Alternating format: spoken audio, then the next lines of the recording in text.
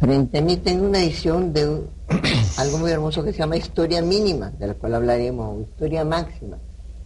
Y se acuerdan que yo cumplo mis promesas, dije que yo no hablaba ni con políticos ni de política de esa menuda o grande.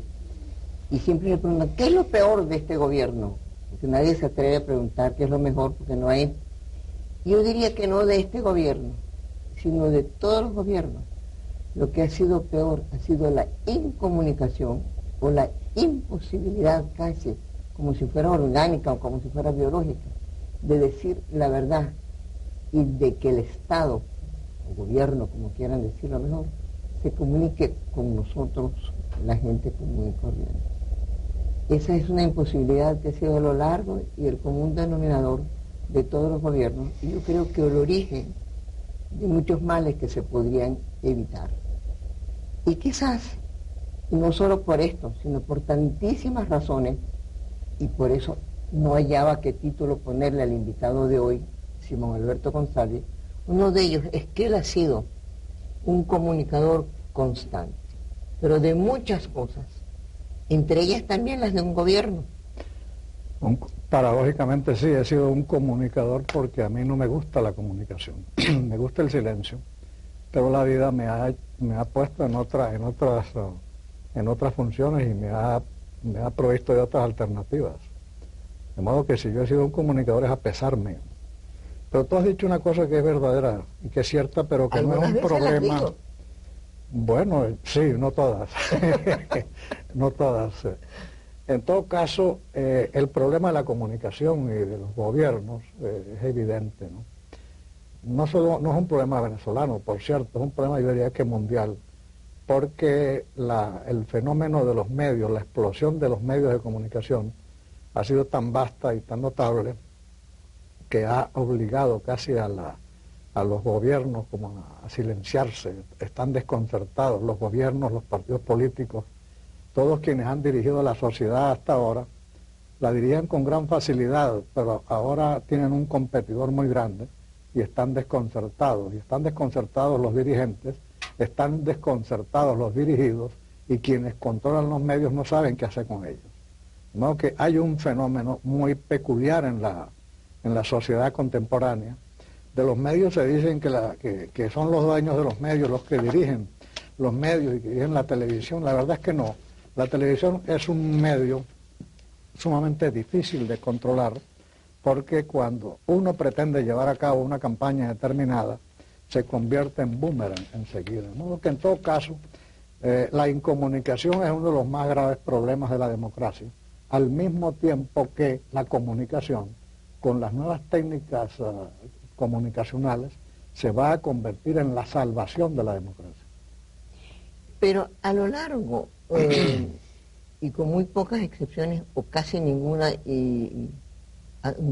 hace pocas horas tuve la ocasión de hablar con un alto, no dirigente, sino, debería ser dirigente, pero con un alto jerarca del actual gobierno, y yo le decía lo mismo, que una de las cosas que tendría que tener una coyuntura especialmente difícil, al parecer, siempre por lo menos la actual siempre es la más difícil, porque sí, la que resolver de inmediato, era la comunicación. Me decía, ¿por qué es eso? Y decía, porque entre otras cosas, el que sale después de un gabinete, como usted lo ha salido de una... A pesar mío. A pesar sí, por mí estaría todo. Pero lo ha hecho... eso es lo que iba a decir. Hay que decir, inclusive, las mentiras, pero con una cosa que la gente le crea tanto. Y eso lo que no ha tenido casi ningún gobierno, y le tuve que decir de manera que lo dije no estando usted presente, una cosa que usted sabía, no sé si lo ofendo, hasta mentir con una gran dignidad. No, pues desgraciadamente no, y tal vez siento nostalgia de esa facultad casi mágica. Yo creo que entre las características actuales es que no cabe la mentira, justamente por la explosión de los medios de comunicación. No hay manera de ocultar nada. Fíjate lo que pasa, por ejemplo, en Estados Unidos, en la Casa Blanca, los escándalos políticos que hay en Estados Unidos, el dominio que ejercen los medios, que están jugando un papel sumamente importante. Yo creo que como consecuencia del papel y de la explosión de los medios de comunicación, la democracia se va haciendo mucho más, más sincera, más franca y más honesta al mismo tiempo. Eso es bueno, eso es malo, porque fíjate una cosa, sin duda, Simón Alberto Consalvi es tan prolífero en tantas cosas, como escritor, como periodista, ministro de Relaciones Exteriores. En estos momentos, al salir de aquí, va a un acto que después él va a querer hablar del libro. Él, autor nada menos de Los Gómez de Zapata, Carracholo Parro Pérez, Ramón J. Velázquez, Pedro Emilio Col, Gonzalo Picón Febres, Saya de la Torre, Mariano Picón Sala, Los mitos de la política exterior de Venezuela, Ultimátum a la Reina Victoria, Rómulo Betancur, Andrés Eloy Blanco, Manuel Pérez Guerrero, y no he terminado, que la política exterior, él la conoce mucho. Esa política exterior, volviendo a los medios, esos medios fueron buenos o malos cuando el Washington Post, a través de 2 reporteros, hacen por primera vez que un presidente caiga. Y ahora hay una lucha tremenda, porque no es sino un hombre que está reelecto, que hasta hace unos días tenía un altísimo poder de comunicación. Son los medios. Es eso, ese jorungar, vamos a decir esa palabra que no es tan linda. Es bueno ir hasta tan lejos que casi nada queda en lo que podría llamar siempre, lo que tú llamabas el silencio, para salvar cosas que son grandes, como un país, como una democracia. No están yendo demasiado lejos. No. Dios santo, por Dios, ni una palabra yo, reportera, contra la oscuridad en la no transparencia, ¿no? No, yo creo que no están yendo demasiado lejos si se trata de cuestiones públicas, de interés público, en donde los altos funcionarios tienen una responsabilidad especial. Se iría lejos en el caso de ir a través de la vida privada de los altos. Bueno, se va muy lejos. Representados, y a veces se va en exceso, se va en Estados Unidos. En Estados Unidos particularmente la prensa es sumamente agresiva. En Inglaterra. Y no solamente es agresiva ahora.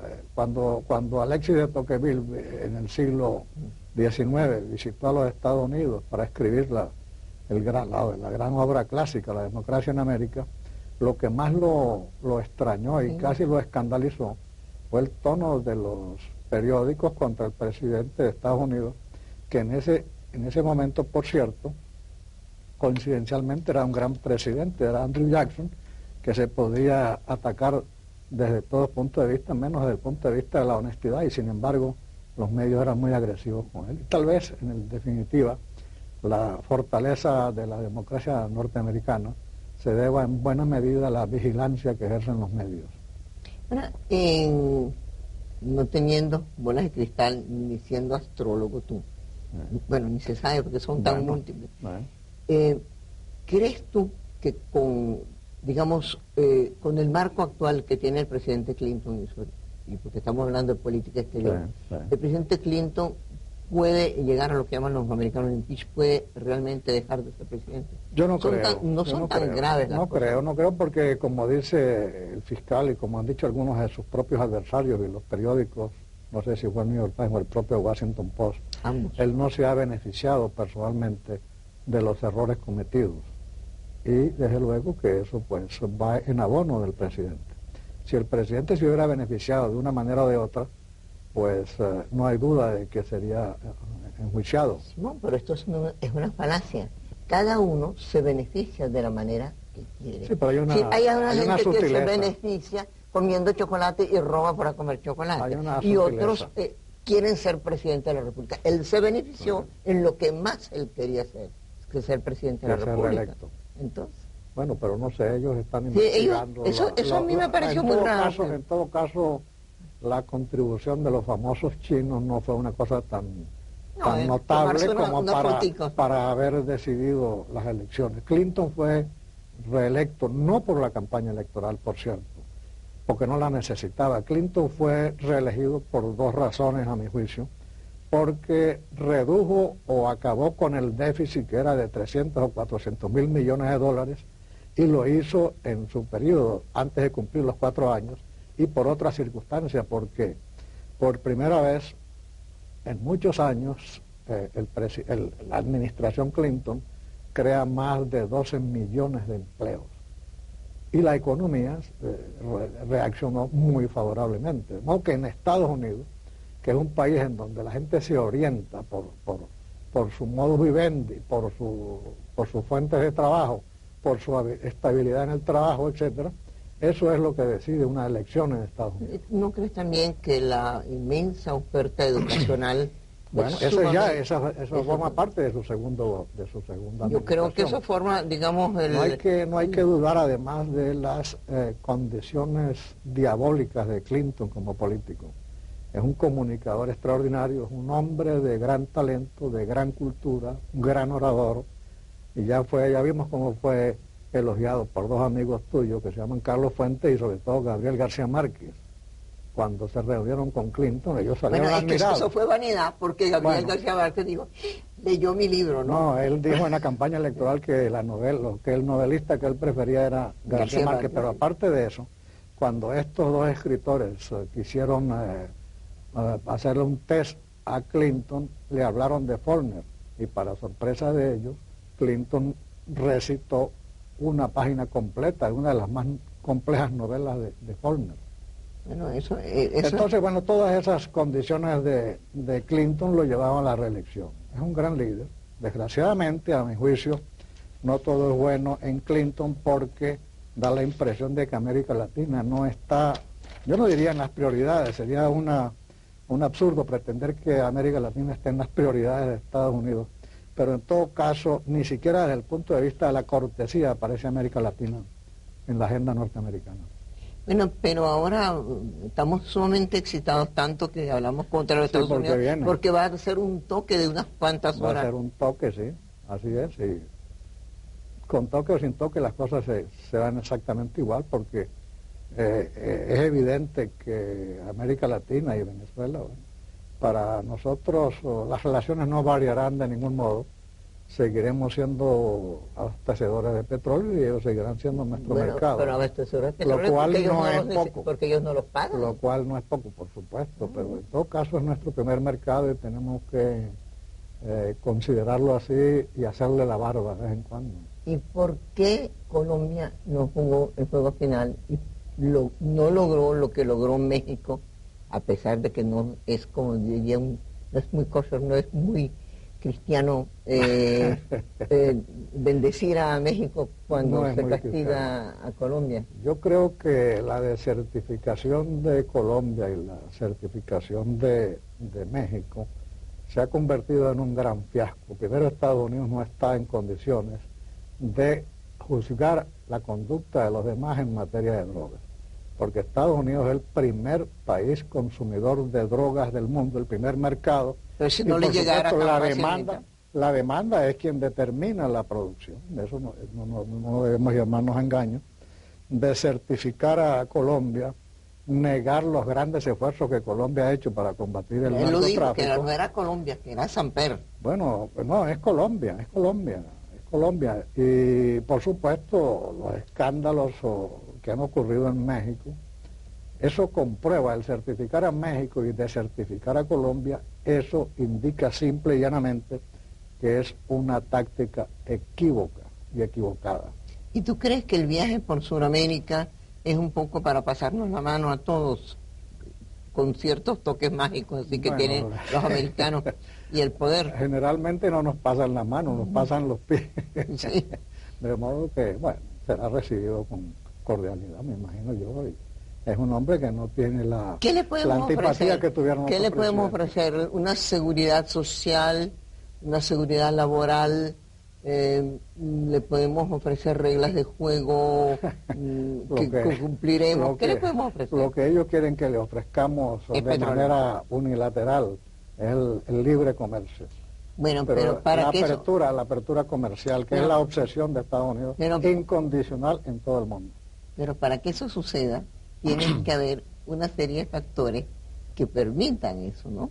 Que son la paz social, cierto equilibrio social, ciertas reglas de juego, los derechos humanos, que es una de las consignas ahorita norteamericanas y que sin duda alguna le ha dado grandes resultados a Estados Unidos, porque ahora se está reivindicando a la presidencia de Carter, porque la política de derechos humanos de Carter afectó de manera notable a los países del este, la antigua Unión Soviética, etcétera.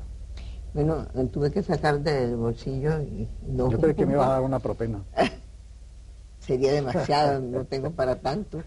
El gobierno todavía no ha hecho la escala tan alta como para yo poder dar.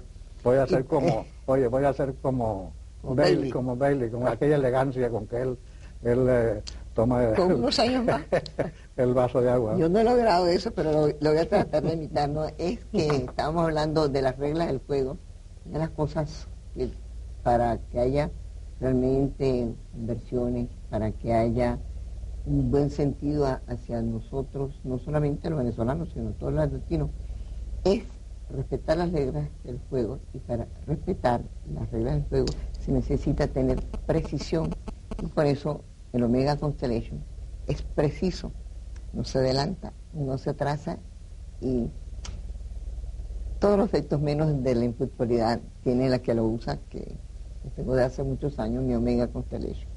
Y sigamos hablando de política exterior.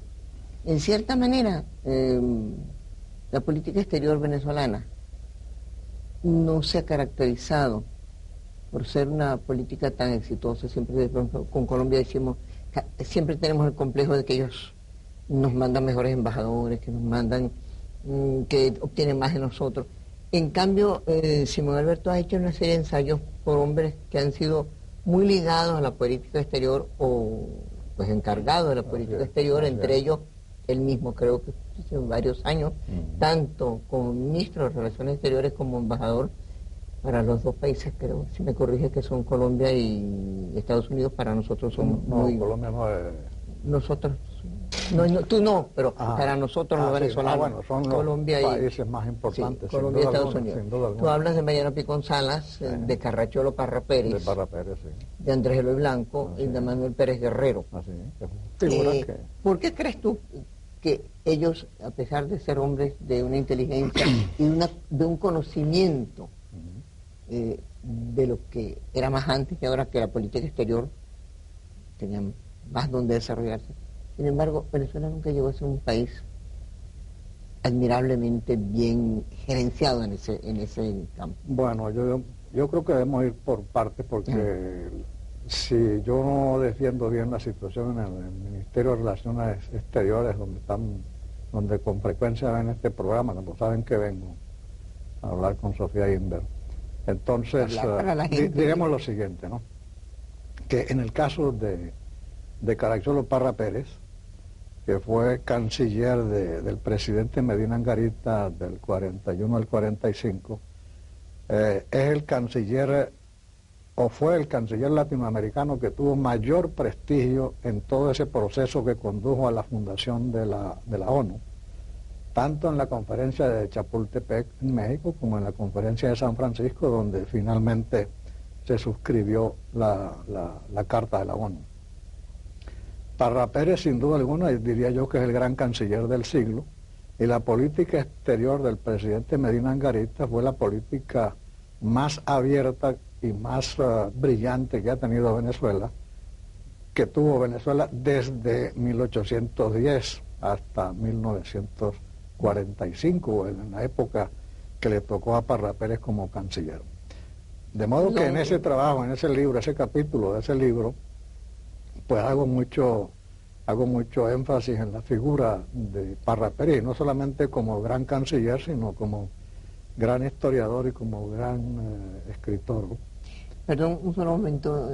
Acaba de decir Simón Alberto González del general Isaías Medina Angarita, y este año va por fin a hacérsele un homenaje a un presidente que no tuvo un preso político, donde había absoluta libertad de expresión y donde mucha gente se ha olvidado de eso. Quisiera ser uno de los que no se ha olvidado y de los que quisiera que Simón Alberto escribiera algo sobre ese día.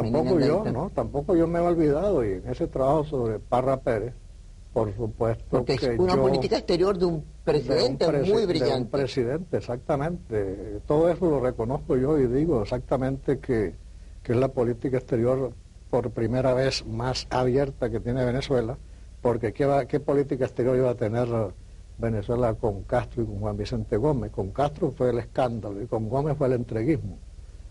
López no tuvo tiempo. Pero tuvo una transición importante. La transición de López fue muy importante, pero la política exterior no era una prioridad bajo ninguna circunstancia. Además eran había demasiados ya, problemas internos, además. Problemas internos y ya comenzaba la guerra, etcétera. Y López, el carácter de López era diferente. Pero en todo caso, cuando Venezuela se afirma en América Latina y por primera vez un canciller visita todos los países de América Latina, fue Parra Pérez. Por primera vez un presidente sale de Venezuela, fue el general Medina Angarita. De modo que fue un momento muy importante en la vida política de Venezuela y en las relaciones exteriores. Hay otras figuras en ese libro. También el otro día me dijiste algo que, como siempre, deja que reflexionar, que Manolo Pérez Guerrero fue un hombre de una importancia, de un gran reconocimiento en el exterior. Sin duda. Que si habría que hablar, pues generalmente uno habla de Pérez Alfonso, habría que hablar mucho de Manuel Pérez Guerrero, ¿no? Sí, claro. Manuel Pérez Guerrero yo creo que es el venezolano más conocido en el mundo. Porque Manuel Pérez Guerrero le toca el momento del petróleo. Muy joven comenzó en la Sociedad de las Naciones. Después en Naciones Unidas siempre presidiendo como secretario general organismos internacionales de mucha significación como la UNCTAD, por ejemplo. Y además, no olvidemos que en la década de los 70, cuando los países en desarrollo emergen a la escena, suben los precios del petróleo, se crea aquella situación inesperada. Pérez Guerrero presidió en París, en nombre de los países en desarrollo, la cumbre de los desarrollados de los países en desarrollo, la cumbre norte-sur. Además, Pérez Guerrero, por su larguísima trayectoria en asuntos internacionales en Naciones Unidas, era sumamente conocido, tenía el privilegio de las lenguas, hablaba incluso árabe, etcétera, ¿no? Y sus planteamientos fueron de gran significación. Ahora, tú hablas de Venezuela, y Venezuela, el libro que se va a presentar después de que salga este programa, se llama La cultura de Venezuela, historia mínima.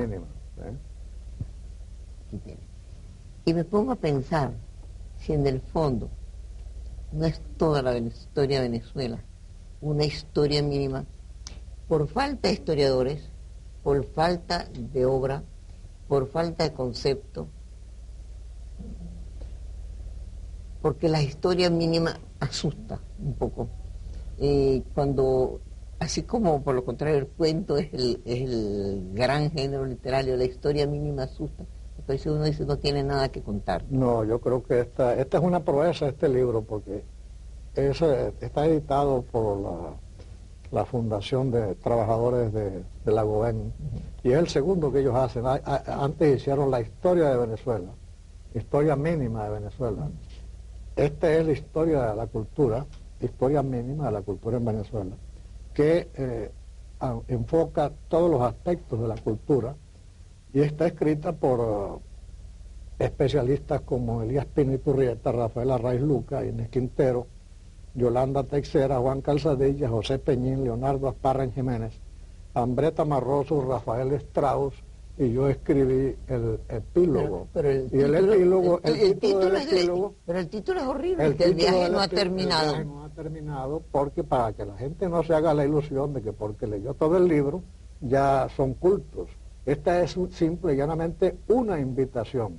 Por eso el viaje no ha terminado, es porque termina diciendo que el viaje somos nosotros y que tenemos que seguir siendo viajeros.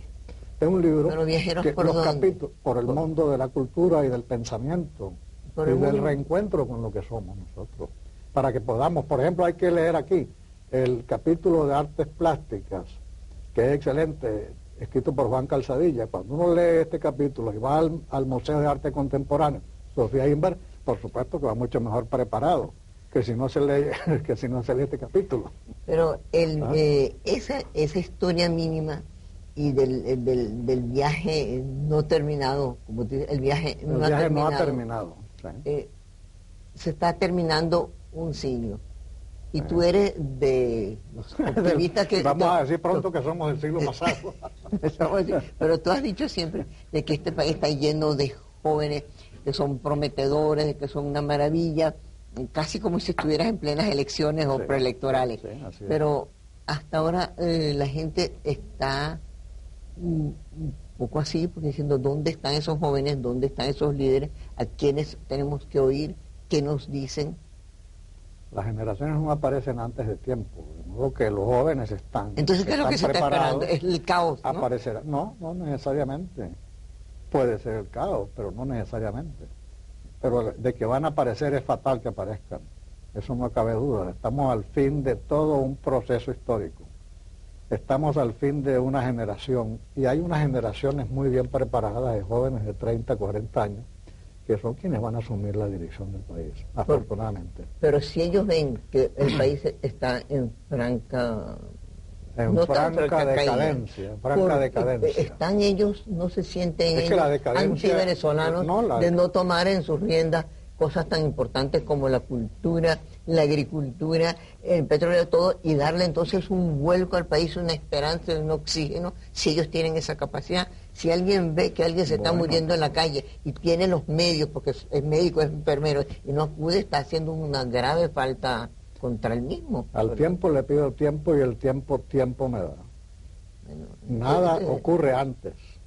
Pero esa generación va a emerger pronto porque es fatal. El siglo XX no hemos tenido... El siglo XX ya pasó. Lo hemos perdido un poco. ¿No? Y que no perdamos... No es tuyo el que dijiste que no perdamos el siglo XXI. No, yo no creo que... ¿Quién fue el que dijo el siglo XX? No me acuerdo. Y no vamos a perder, porque ¿por qué razón vamos a perder el siglo XXI? Este es un país que está naciendo. Por eso, pero el siglo XX... es un país que está naciendo y por primera vez en la historia de Venezuela... Doctor González. Por primera vez en la historia de Venezuela hay una generación preparada para asumir el control del país y la dirección del país. Caramba, las generaciones anteriores... Tú tienes una lupa por ahí. Las generaciones anteriores estaban muy mal preparadas cuando asumieron el control del país.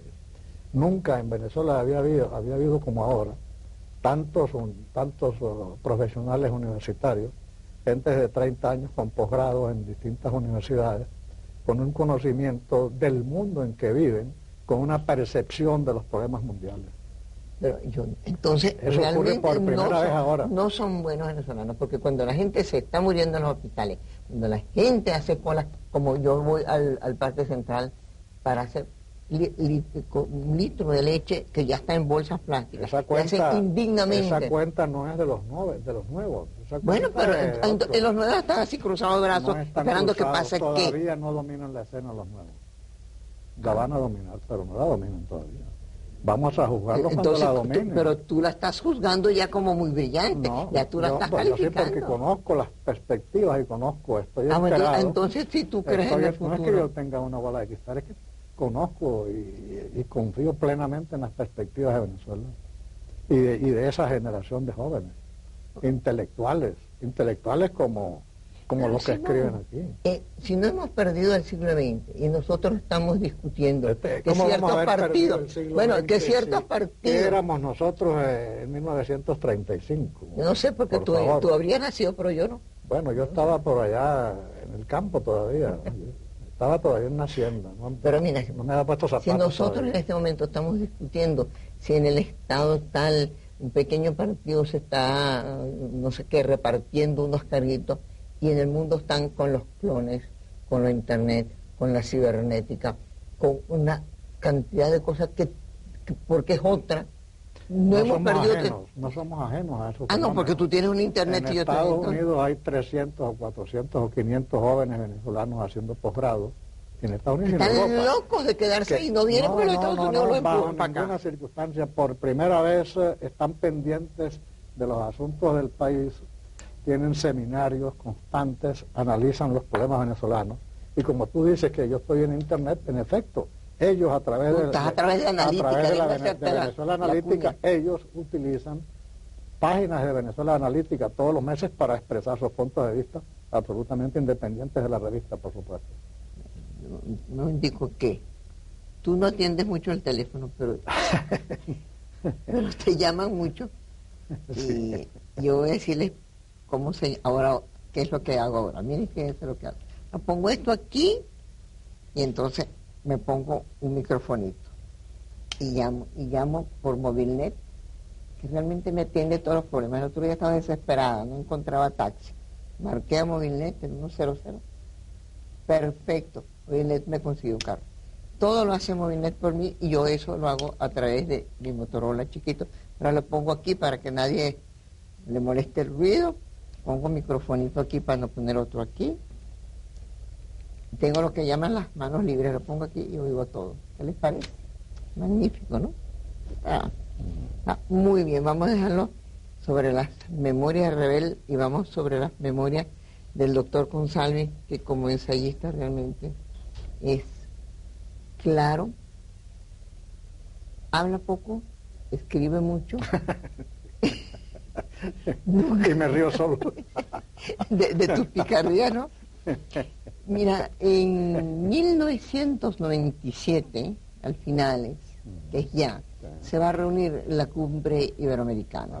La gente está pensando mucho cómo van a ser las fiestas, yo sé gente que se está haciendo trajes, cómo va a ser el banquete, pero hasta ahora yo he preguntado mucho, porque yo quería hacer una maravillosa exposición, o mejor, para los invitados.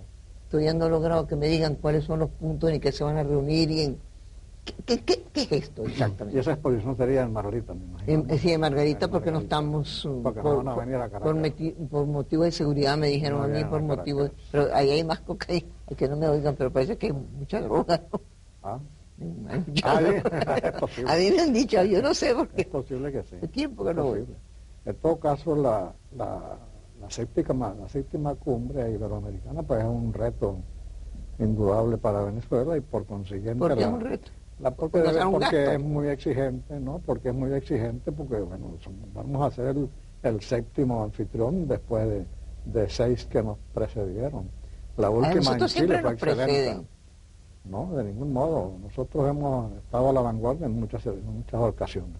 Pero en todo caso la cumbre, yo creo que la séptima cumbre puede ser muy significativa, no solamente por el temario que tiene actualmente, pero creo que se van a plantear iniciativas como la final de las guerrillas, como un impulso o una iniciativa hacia la pacificación en América Latina, porque los movimientos guerrilleros que hemos conocido en los últimos 50 años no han conducido prácticamente a nada que no sea la destrucción, la violencia, etcétera. De modo que yo sí creo que la cumbre debería tomar una iniciativa en ese sentido, de propiciar, de lanzar la idea de la pacificación para abrirle paso a la pacificación en Colombia, en Perú, en México, y tomar el camino que tomó Guatemala, en donde más de 30 años hubo una guerrilla terrible.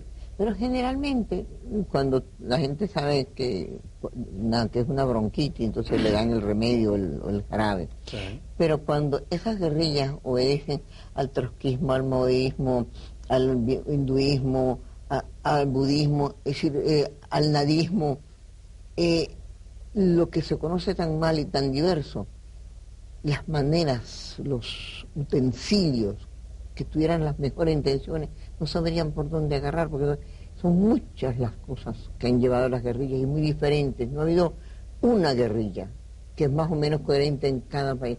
Son guerrillas, aunque aún dentro de cada país hay diferentes movimientos guerrilleros, hay diferentes movimientos inclusive dentro de la droga. Entonces, y después diferentes maneras que tienen en cada país de decírselo y cómo plantearlo, ¿no? Yo lo veo como muy... Bueno, no importa que las guerrillas sean diferentes en un país u otro. Hay algunas guerrillas, yo no pienso ya en la inspiración ideológica de las guerrillas, pero hay un común que es la violencia, ¿no? Un cierto contenido maoísta en el Perú, pero yo no creo que eso sea lo que está vigente. Lo que está vigente son otros factores sociales que podrían ser resueltos con alternativas imaginativas, de imaginación. De modo que yo sí creo que es necesario y que nos conviene a nosotros, además, resolver de alguna manera los problemas que para nosotros nos plantea la guerrilla colombiana en toda la extensa frontera venezolana. La guerrilla, el narcotráfico, una combinación terrible, perversa, capaz de desestabilizar no solamente a Colombia, sino también a los vecinos. Y creo que es una de las prioridades que tenemos nosotros en política exterior. Digamos, como tú dirías, como en Contadora, aunque después... Exactamente, como Contadora, bueno, o el esquema de no Guatemala, en donde un grupo de países, llamados así amigos, contribuyeron al acercamiento de las guerrillas y del gobierno guatemalteco. Tú eres tan adeco que no nombras entre los ministros de Relaciones... que no nombras a un ministro de Relaciones Exteriores para el cual América Central fue subida, que es Arístides Calvani. Pero bueno, pero ¿por qué tú me vas a reclamar que no nombro a Calvani? Porque no forma parte de mi libro, pero yo no estoy haciendo una historia de las relaciones exteriores en Venezuela. Pero es que es uno de los hombres que básicamente... goza de todo, no, pero déjame hablar, Calvani goza de todo mi respeto y de todo mi aprecio, y fue mi profesor además. Y además nadie puede desconocer la obra que hizo Calvani en tanto de apertura al Caribe como de democratización en América Central. Ahora, pacificación, es decir, la pacificación es un poco diferente a la paz, porque la paz es algo que debe venir de una decisión de un pueblo a tomar por sí solo un camino menos violento. La pacificación siempre da impresión de tutelaje, que tanto le hemos recriminado a los Estados Unidos por ser el máximo. Depende. No hay cierta cosa en el lenguaje ahí. No, yo creo que no, porque son países amigos, países incluso escogidos por las partes en discordia, de acuerdo con las partes en discordia que se pueden tomar iniciativas de esa categoría. Tú hablas mucho, inteligentemente muchas cosas, entre ellos de la pintura, del ensayo. Además, tú has incursionado hasta ahora no en novelas, pero sí en el más difícil de los géneros, además del ensayo, sino de cuentos, decía brevis, ¿no? Así es. Y has escrito sobre pintores, sobre los cuales has tenido preferencia. Sí. Te debemos a ti, y después le debemos a la falta de cuidado, al incendio, a obras que por fin estuvieron en las paredes de la Casa Amarilla, y en donde tú has estado siempre. Ha habido, digamos, como una casa para los artistas, y en especial a los artistas de arte, de artes plásticas. Sí, cómo no. Tú has escrito sobre Marisol, recientemente. Sobre Botero. Todas las cosas que tú me has pedido las he hecho. Yo no te he pedido la de Valdés. Pero es muy buena. Bueno, a veces tú tienes un don, que es el de escribir y no decir nada también, ¿no? Depende. Entonces está muy bien escrito, pero es como si dijera, bueno, lo hice muy bien, pero no. Yo me comprometo cuando yo escribo porque yo siento las cosas, absolutamente. ¿Y el ensayo? Porque el ensayo para mí es el género que me atrae más, por supuesto. Yo creo que es para el cual tengo mayor habilidad, ¿no? De modo que prácticamente estoy dedicado al ensayo. Bueno, ese libro que va a salir ahora... Ese libro va a salir dentro de unas semanas. Sí, que yo tengo aquí el título, que se llama El perfil y la sombra. ¿Por qué el título? El perfil y la sombra, porque leyendo el Tratado de la Pintura de Leonardo da Vinci, habla mucho del perfil y de la sombra y define cómo lo uno es inseparable de lo otro. Y como se tratan de biografías de personajes venezolanos, pues en líneas generales yo preferí ese título que me gusta, El perfil y la sombra. Pero en realidad, por ejemplo, tú tienes uno, pero que es de otro tono, que es de Gómez, que junto con Zapata es un bellísimo libro, sí, que se llama Los Gómez de Zapata. Y Gómez tuvo su auge sobre él, sobre todo el año antepasado, cuando salieron como en 36, 37, entre malos, regulares y buenos libros y ensayos sobre Gómez. Y decía alguien, un historiador, sí, él mismo, que aún así el miedo imperante de Gómez, que está como en la atmósfera, como ¿sí?, no ha permitido ir al fondo de lo que Gómez significó. Eso es tan legendario eso es una frase, o es realidad que todavía, digamos, no se ha llegado, como lo hubiera llegado Freud, al fondo de lo que es ¿sí o no? Bueno, yo creo que Gómez es un personaje tan importante desde el punto de vista histórico y dominó durante tantos años y conformó la sociedad venezolana de una manera tal que sin duda la exploración de su personalidad es una de las cuestiones más atractivas que hay. Entre quienes han escrito sobre Gómez es magistral las confidencias imaginarias del doctor Velázquez, porque el doctor Velázquez conoce también la historia y conoció al personaje también que pone a hablar a Gómez, incluso con las palabras que hubiera podido utilizar Gómez, ¿no? Que es una exploración psicológica. Tú hablaste muy bien, porque el doctor Velázquez fue el que me dijo un día que el miedo a Gómez es así que la gente todavía hace susurros su nombre. Sí, en cuanto a Gómez, personaje plástico, Zapata se ha dedicado, o se dedicó durante mucho tiempo a explorar, y todavía la figura de Gómez es infinita en esa materia, ¿no? Hablando de Gómez y de los pintores, recuerdo siempre lo que ocurrió con Munch, el rumano. Sí. Pintó un gran retrato de Gómez, pero él acostumbraba al parecer a utilizar solamente los blancos, pero se le ocurrió ponerle un rojo en algún lugar, no sé si en el bolsillo, un pañuelo o algo, y aquello fue escandaloso para quien había encargado el retrato para Gómez, y consideraron que esa era una cuestión subversiva, esa mancha roja, y quemaron el retrato, ¿entiendes? Por eso uno de los mejores cuadros de Zapata de Gómez lo tiene Simón Alberto, que está Gómez, una cosa que es tan feroz y tan y una rosa roja con en el clave en el palco. Y hablando de Venezuela, perfil y sombra de Venezuela en 3 minutos para los 3 años que quedan para terminar el año. Bueno, yo creo que van a ser años muy, muy difíciles. Hay una gran crisis de liderazgo. No están definidas las candidaturas presidenciales. Pueden emerger candidatos que nosotros no esperamos y que no están mencionados todavía. De modo que va a ser una etapa bastante difícil, pero que yo pienso que una vez que se despejen las incógnitas, no hay razones para que no tengamos confianza en lo que pueda ocurrir. ¿Solamente en el año 2000? A partir del año 2001, que es cuando comienza el siglo próximo. Comienza el siglo próximo en 2001. Este programa, por esta vez, se ha terminado. El doctor González me dijo, una vez más me hizo ir a la televisión, porque me ha costado mucho, pero ustedes lo han disfrutado tanto como yo haciéndolo. Muchísimas gracias. Muchas gracias. Y vaya a hablar de su libro. Vamos a presentar el libro ahora, sí. Una historia mínima. Muchas gracias. Gran programa.